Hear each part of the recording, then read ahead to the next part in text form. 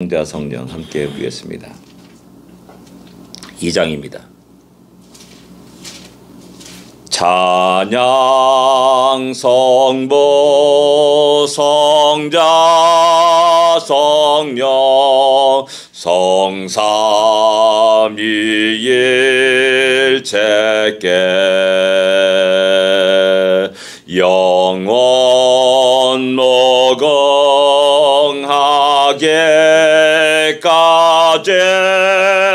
영광을 돌리세 영광을 돌리세 아멘.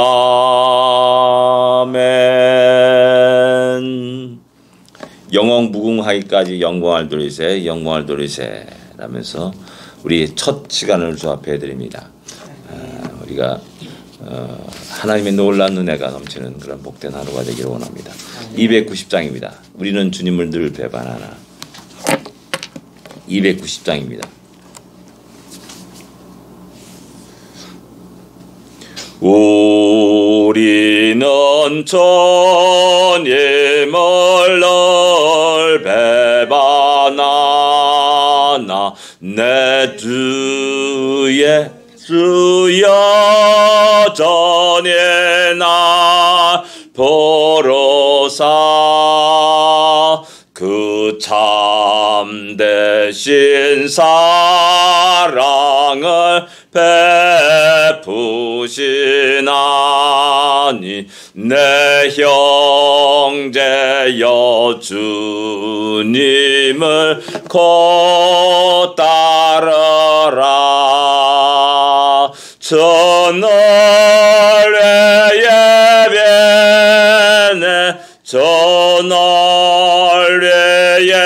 예배네 전널의 예비네 항상 비시네 주께서 풍성한 은혜를 내려 내 영혼이 나날이 복받으니 주 예수를 너희도 고주로 섬겨 곧 따르면 두 성한 복 받겠네. 전널의 예배네 전널의 예배네 전널의 예비네 항상 비시네 무거운 짐 지고 애타는 인생 주 예수께 돌아와 고시여라. 내 주 예수 너희를 돌보실 때에 참복 낙가 니가 넘치겠네. 전널의 예배네 전널의 예배네 전널의 예비네 항상 비시네. 우리 주님이 말하는 탄식으로 우리를 위해서 기도하시고 있음을 우리가 늘 기억하면서 오늘도 힘있게 승리하는 우리 모두가 되기를 원합니다. 시당 고백드리겠습니다. 전능하사 천지를 만드신 하나님 아버지를 내가 믿사오며 그 외아들 우주 예수 그리스도를 믿사오니 이는 성령으로 잉태하사 동정녀 마리아에게 나시고 본디오 빌라도에게 고난을 받으사 십자가에 못 박혀 죽으시고 장사한 지 사흘 만에 죽은 자 가운데서 다시 살아나시며 하늘에 올사 전능하신 하나님 우편에 앉아 계시다가 저리로서 산자와 죽은 자를 심판하러 오시리라. 성령을 믿사오며 거룩한 공예와 성도가 서리교타는 것과 죄를 사하여 주시는 것과 몸이 다시 사는 것과 영원히 사는 것을 믿사옵나이다. 아멘. 하나님의 말씀 21장입니다. 마태복음 21장 33절부터 40절까지 같이 읽겠습니다. 21장 33절부터 40절까지 같이 읽겠습니다. 33절입니다.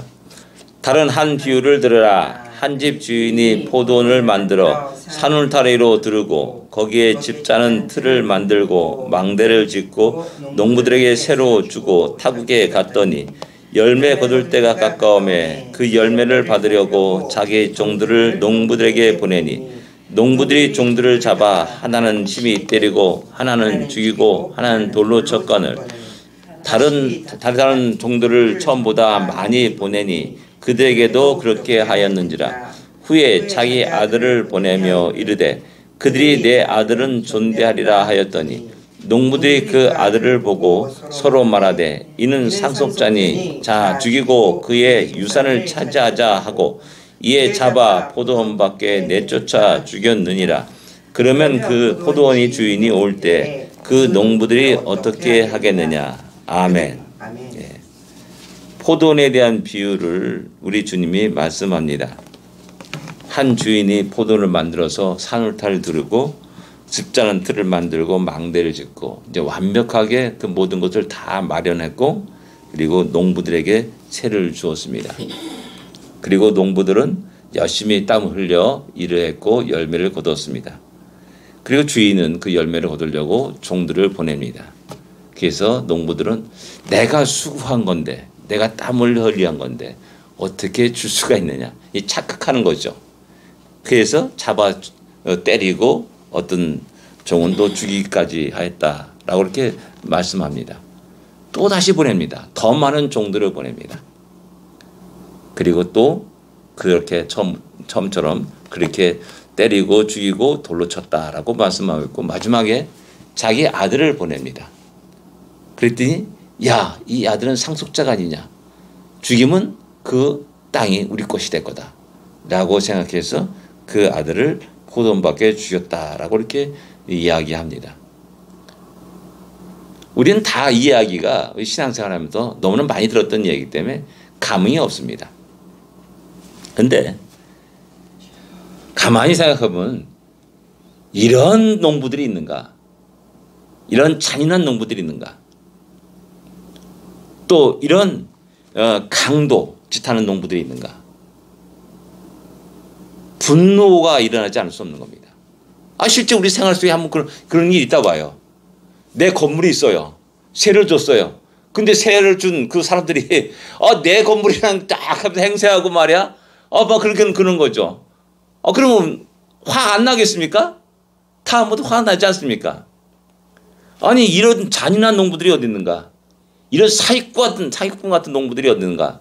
라고 분노하지 않을 수 없는 겁니다. 이건 실제 내 삶에 일어난다면은 뭐 잠도 못 이루고 이 사기꾼 뭐 어떻게 할까 뭐 이런 생각 속에서 살아갈 겁니다. 이런 모든 것들은 비유로 말씀하는 거니까는 누구를 이야기하느냐는 겁니다. 누구를. 하여튼 뭐 당시 유대인들을 얘기하는 거다. 아닙니다. 이것이 인류의 역사입니다. 인류의 역사.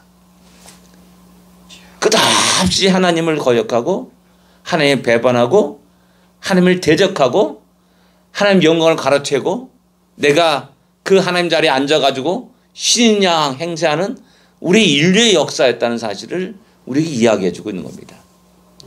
우리는 농부들 야 이런 잔인한 놈들 이런 흉폭한 놈들 이런 사입 같은 놈들 이야기하는데 그것이 바로 나의 모습, 우리 모습, 우리 인류의 모습이라는 사실을 까맣게 잊어버리는 겁니다. 그러니까 뭐냐, 내가 내 자신을 알지 못하는 겁니다. 우리가 열심히 일하지 않습니까? 근데 내가 수고한 땀의 노력한 것들을 누가 달라고 하면은 기분 좋을 사람 하나도 없는 겁니다. 근데 실제로 가만히 보면 내게 아닌 거예요. 사실 내가 이 지구를 만들었습니까? 공기를 만들었습니까? 내 포도나무를 만들었습니까? 내가 만든 거 아무도 없어요. 그런데도 불구하고 내 것으로 생각합니다. 도둑놈 싶어죠. 이런 엄청난 죄악들을 우린 끝없이 지금까지 하나님을 향하여서 범하였던 겁니다. 우리 자신을 알지 못하죠. 다윗이 밧세바를 취하고 나서 우리아를 죽입니다. 하나님이 나단 선지자를 그에게 보내서 비유를 얘기합니다. 가난한 여인이 있고 그 여인이 기르는 양이 한 마리 있다. 부자가 있는데 손님이 왔다. 근데 자기 양이 아까워가지고 그 여인의 양 한 마리를 강탈해가지고 그 손님을 대접했다. 그러니까 분노를 하죠. 다윗이 이런 쳐죽일 놈 하면서 분노하죠. 그래서 나단이 말하지 않습니까? 그게 당신이요 라고 말하는 겁니다. 자기가 스스로 자기에게 사형 선고를 해버린 겁니다. 이게 우리의 모습입니다. 지난 주일날 이제 휴튼 갔다가 이제 자반 형제하고 이제 요셉을 데려주러 갔다가 오다가 차를 몰고 왔는데 갑자기 왕 소리가 나는 거예요. 멋진 스포츠카 소리가 나는 겁니다. 와, 어떤 사람이 어떤 자가 이렇게 요란한 소리를 내면서 지나가는가. 근데 계속 나는 겁니다. 이상하다. 알고 봤더니 내 차가 그런 겁니다. 내 차가.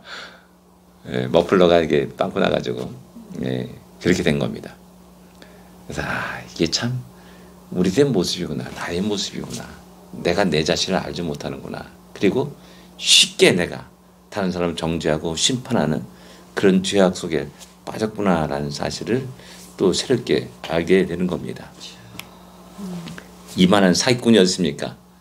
자기 것이 아닌데도 자기 것으로 해가지고 떵떵거리려고 살아가는 사기꾼. 이 어떤 사람이 그러더라고요.